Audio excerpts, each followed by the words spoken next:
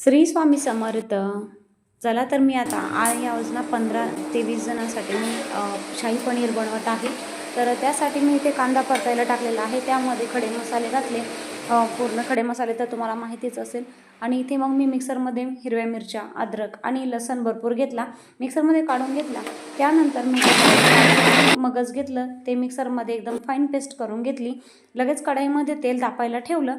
त्यानंतर आपण काढलेला जो हिरव्या मिरची, अद्रक, लसूण होती तर तेल सुटेपर्यंत आपल्याला तो छान परतून घ्यायचा आहे.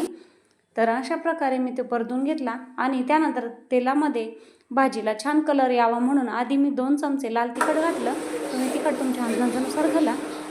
मग कांदा टोमॅटोची प्युरी जी होती तर मी ती मिक्सरमध्ये बारीक पेस्ट करून घेतली आणि तेही मी यामध्ये घातली. तर इथे तर मी प्युरी तयार, तेल सुटेपर्यंत तयार होईपर्यंत मी ती कढई ठेवली, पाणी कोमट केलं, हळद घातलं अर्धा चमचा. त्यानंतर मी यामध्ये 3 पावशेर जे पनीर आणलं होतं ते घातलं. जी काजूची आणि टरबुजाचं मगजचं आपण पेस्ट करून ठेवली होती ती पण मी आता या प्युरीमध्ये घातली आणि तेल सुटेपर्यंत त्यालाही आपल्याला परतून घ्यायचं आहे. इथे मी तडक्यासाठी पातेलं गरम करायला ठेवलं. त्यानंतर मी बटर घातलं.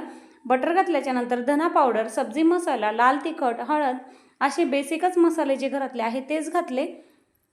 तरीही भाजी एकदम ढाबा स्टाईलच होते. आणि थोडंसं तेजपत्ता पण आपल्याला जास्त घातला की चव छान येते. आता मी इथे तो मसाला आपण परतून घेतला होता तेलामध्ये, तोही याच्यामध्ये घातला. तोही आपल्याला तेल सुटेपर्यंत परतवून घ्यायचा आहे. भाजीचा कलर तुम्ही बघू शकता कसा आला तर. आता मी इथे उकडलेले आपलं ते पनीर आपल्याला कढईमध्ये घालून घ्यायचे आहे आणि छान असं हलक्या हाताने आपल्याला त्याला परतवून घ्यायचे. तेल सुटेपर्यंत आपली भाजी, पनीर त्यामध्ये सॉफ्ट होईपर्यंत आपल्याला परतवून घ्यायचं. त्यानंतर थोडंसं गरम पाणी आपल्या अंदाजे त्यामध्ये घालायचं. तर चला मग व्हिडिओ आवडल्यास लाईक करा, शेअर करा आणि चॅनलला सबस्क्राईब करा.